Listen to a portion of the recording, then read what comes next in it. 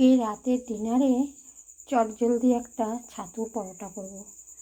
যেমন পুর ভরে করা হয় সেরকম টেস্টটা হবে, কিন্তু পুর ভরে করব না, কিন্তু টেস্টটা ওই রকমই আসবে। তো তার জন্য দেখো কী কী নিয়েছি।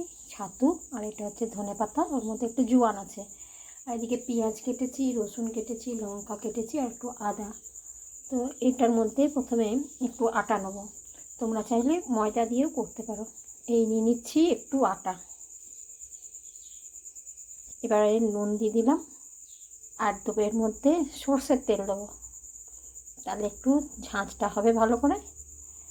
এবার এক এক করে পেঁয়াজ কুচানো, রসুন কুচানো, লঙ্কা কুচানো, আদা কুচানো সব দিয়ে দিচ্ছি। এবার এটাকে মাখবো। প্রথমে এটা শুকনো মেখে নিয়ে একটু ভালো করে, তারপরে একটু একটু করে জল দেবো। শুকনো মাখা হয়ে গেছে, এবার তবে একটু একটু করে জল দেবো এর মধ্যে। জল দিয়ে দিয়ে মাখবো এটা ভালো করে। এই দেখো কি সুন্দর ডোটা মাখা হয়ে গেছে।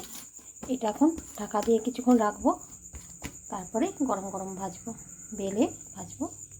এবারে কটা লেচি হয়েছে, 5টা হয়েছে। এটা এবার বেলে নিই একটা একটা করে। অল্প একটু শুকনো আটা দিয়ে দিয়ে বেলবো। চলো আস্তে আস্তে বেলি, নাহলে এগুলো এরকমই হবে, কিন্তু খুব টেস্টি হবে। এই দেখো একটা বেলা হয়ে গেছে, ওদিকে তাওয়া বসিয়েছি। আর এক এক করে বেলবো আর ভাজবো।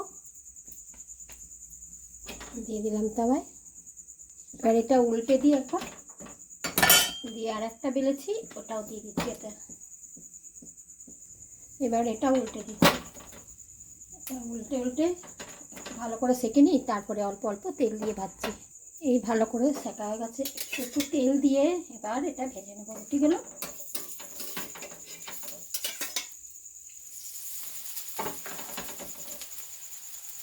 দেখো কি সুন্দর ভাজা হয়েছে, আর কি সুন্দর একটা গন্ধও বেরোচ্ছে।